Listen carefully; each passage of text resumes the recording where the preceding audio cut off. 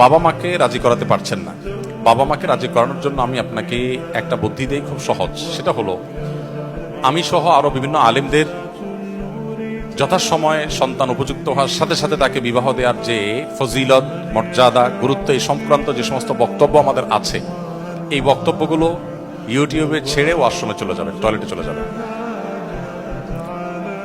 এবং এই বুদ্ধিটা এক তরুণ নিজে আমাকে দিয়েছেন। আমাকে এক তরুণ বললেন যে, ভাই, আব্বু আম্মুকে বহুভাবে ইশারা ইঙ্গিতে বলি, কোনোভাবে তারা কান দেয় না, কথা শোনে না, পাত্তা দেয় না, আর ডাইরেক্ট বলতেও পারি না। তো পরে এই বিষয়ে আপনার একটা বক্তব্যের লিঙ্ক পেয়েছি, ওইটা খুলে ফুল ভলিউম দিয়ে জাস্ট চালাই দিয়ে আমি চলে গেছি ওয়াশরুমে।